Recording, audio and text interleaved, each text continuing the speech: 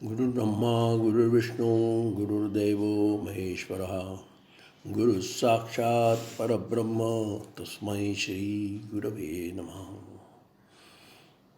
आपण पहिला अध्याय बघितला. आता आपण दुसरा अध्याय पाहणार.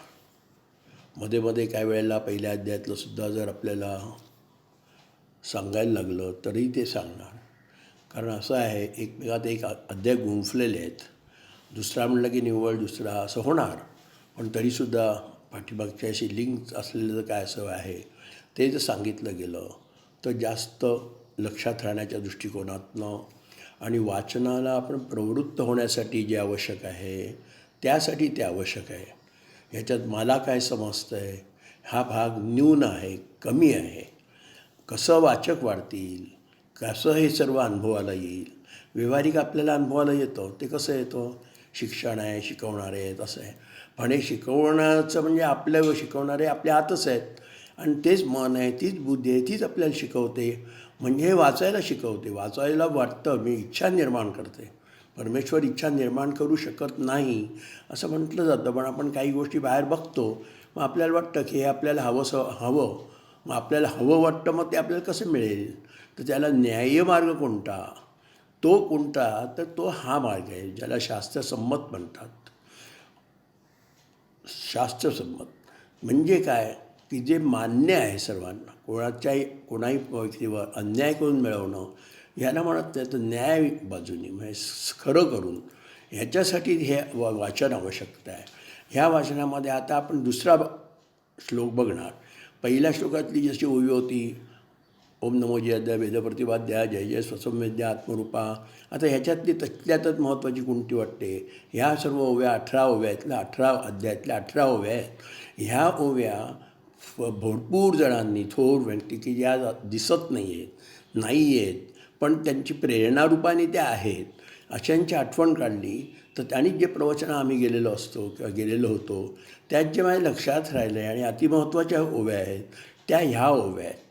कोणती आता ही ओवी आहे, सुखी संतोषान यावे, दुःखी विषादा न भजावे, लाभालाभ न धरावे मना माझी. आता ही ओवी आपण व्यवहारात जर बघायला लागलो तर कुठल्याही गोष्टीने आपल्याला लगेच सुख वाटतं, मिळाली की सुख वाटतं, पण तिथे थांबायचं नाही आहे. पहिल्या इथे थांबतो का आपण, नाही, दुसरी आणि तिसरी, 10वी झाली, 11वी 12वी कॉलेज, म्हणजे हे जे कसं जीवनामध्ये काय आहे, कशासाठी करतो आहे आपण, शिकतो आहे, याचं निव्वळ ध्येय आपलं पैसा आहे नसतं. जीवन आपलं सुरळीत जावं, सुखावं जावं, आपल्याबरोबर दुसऱ्याचंही जावं, ह्या काही गोष्टी असतात त्या आपल्याला समजत पण नसतात, पण आपण शिकत असतो. तसं हे वाचन आहे की हे वाचन सुरू केलं की हे तुम्हाला आपणहून समजतं.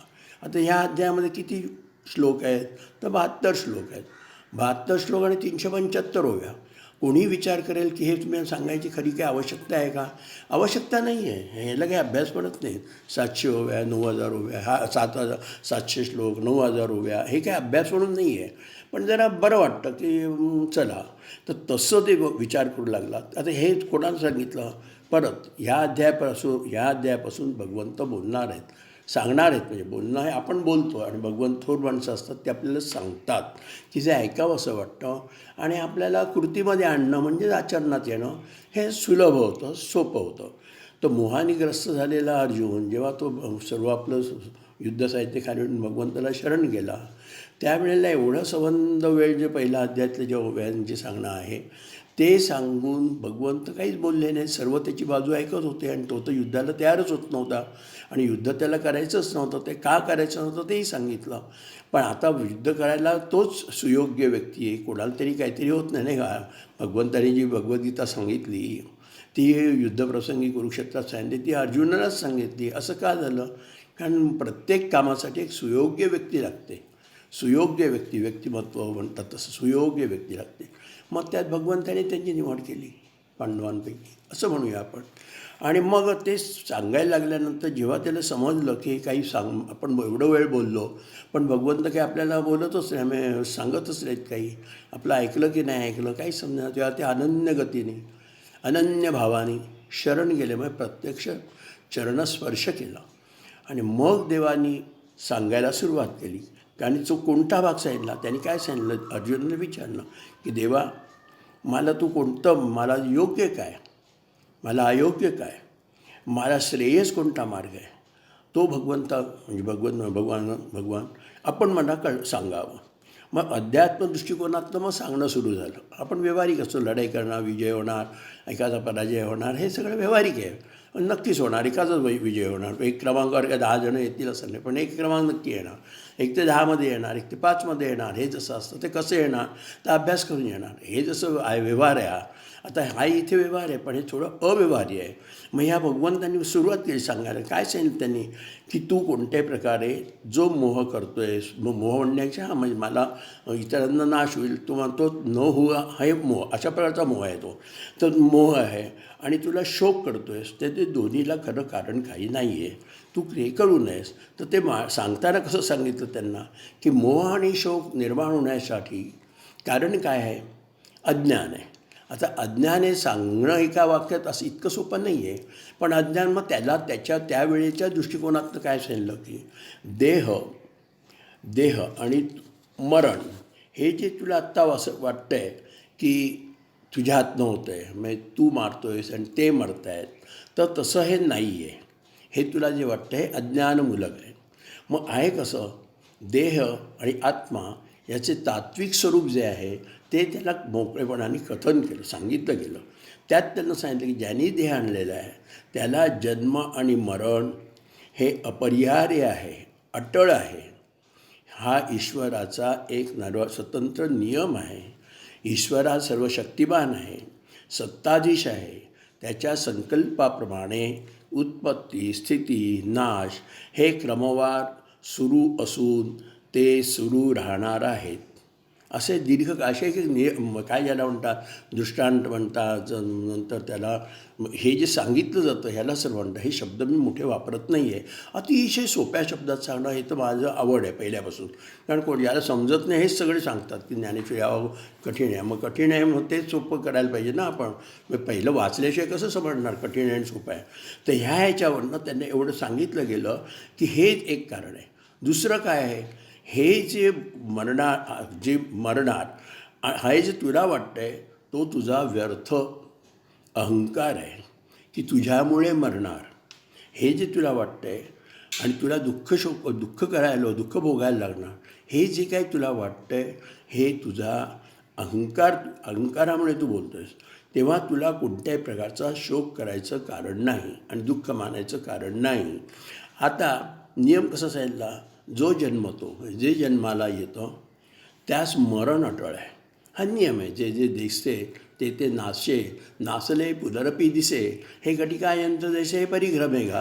हे असं हे चाललेलं अव्याहत चक्र, त्याप्रमाणे हे होणार आहे.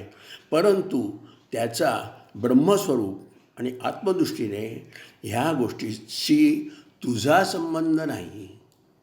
मरणाऱ्यांचे म्हणजे देह म्हणूया आणि आत्मदृष्टी सांगितलं ना. आता ही दृष्टी आहे, निराळी दृष्टी आहे. म्हणजे तत्त्वदृष्टी म्हणूया आपण त्याला. कृपादृष्टी माहिती आहे, दिव्य दृष्टी माहिती आहे. असं हे एक आपल्याला आतल्यात उलगडे होतात. हे आपल्याला समजत नाही हो. पहिलं 1-2 वाचन म्हणा काय, मला तर काहीच समजत नव्हतं. पण जेव्हा मला समजायला तेव्हा मला एकच वाटायला लागलं की सर्वांनी ज्ञानेश्वरी घ्यावी आणि याचा अनुभव घ्यावा. आणि पहिलं काही साखर बघायला किती लागते साखर हो आपल्याला, काय 1 किलो लागते नाही. 2 चिमटीमध्ये जी येणारी साखर आहेत कण आहेत ते जिभेवर ठेवले. पहिले जी जिव्हा सांगितले त्या जिभेवर ठेवले की गोड हेही समजतं. मग तेच तर हवं आहे ना. आपलं जीवन सुखकर सुलभ असं सर्व दृष्टिकोनातनं व्हायला पाहिजे. आणि नुसतं आपलं म्हणजे एकट्याचं माझं होऊन उपयोग नाही आहे. समाजातला हे आमचा देह आहे, घटक आहे. पण या घटकापासून इतरांचे दुःख निवारण व्हायला पाहिजे आणि त्यांना सुखाची प्राप्ती व्हायला पाहिजे. हे जसं व्यवहार आहे तसं हे जरा दिसायला आणि हे समजायला थोडं अव्यवहार्य वाटतं, पण हे सत्य आहे. आणि सत्य जे आहे ते त्यालाच ज्ञान म्हटलेलं आहे. आणि ते ज्ञान मान्य करण्यासाठी जे जे काही मध्ये येतं ते 6 गोष्टी आहेत: काम, क्रोध, लोभ, मोह, मद आणि मत्सर. तर आता इथे मत्सराचा काही इथे भाग नाही आहे. इथे फक्त शोक आणि मोह ह्याचं आलेलं आहे. तसं आहे जे जे काही मध्ये येत राहतील, कारण त्या अर्जुनाकडनंच हे सर्व एवढं करून घ्यायचं आहे ना. आणि एवढं मी बोलतो आहे आणि एवढं नाही आहे फक्त अर्जुनाला. त्यावेळेला 7 श्लोक सांगितलेले आहेत.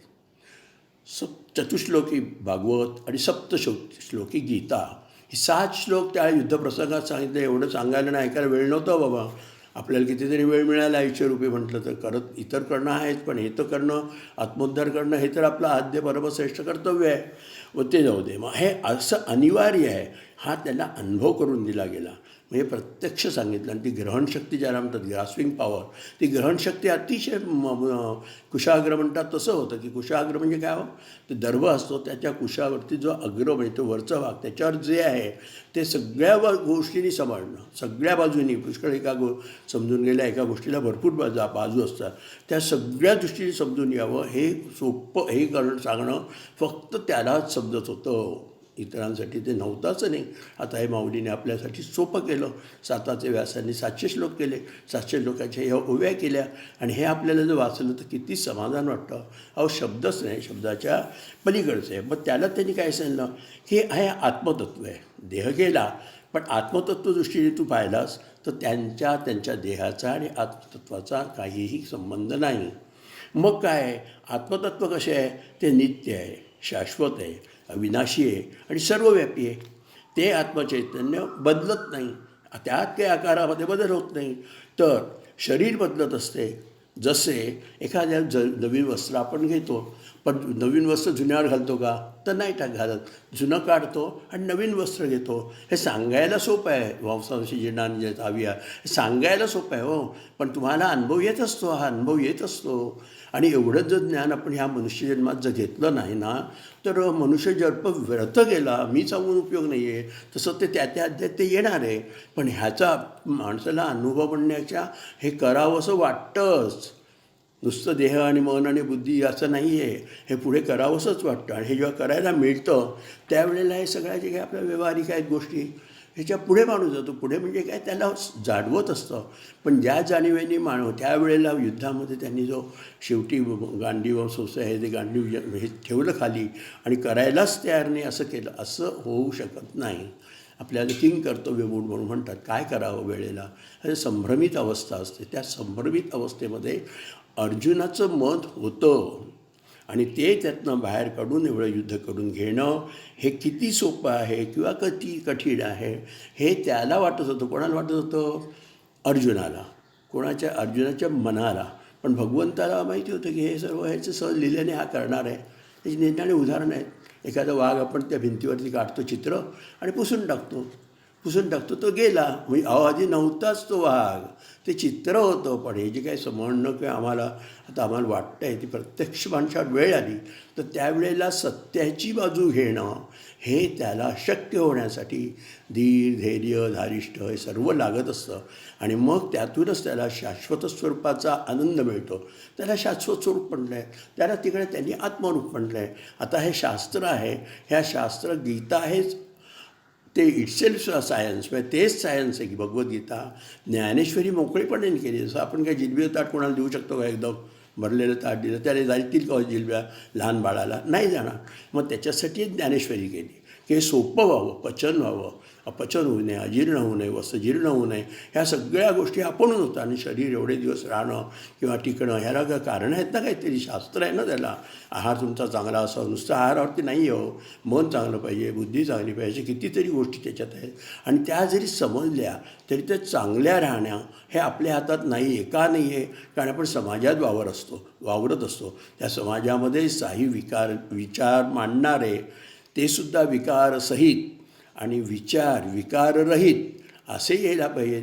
आणि ते विचार इतके सोपे पाहिजेत की कोणाही जनसामान्यातल्या कोणाही व्यक्तीला त्याला आचरणात यायला जमलं पाहिजे आणि ते उपलब्ध पाहिजे. म्हणून हे भगवंतानी ते शास्त्र 5,500 वर्षाची गीता ही संजयाच्या व्यासांच्या कृपेने संजयाला समजलं आणि तसं माऊलीच्या कृपेने आपल्याला समजत आहे.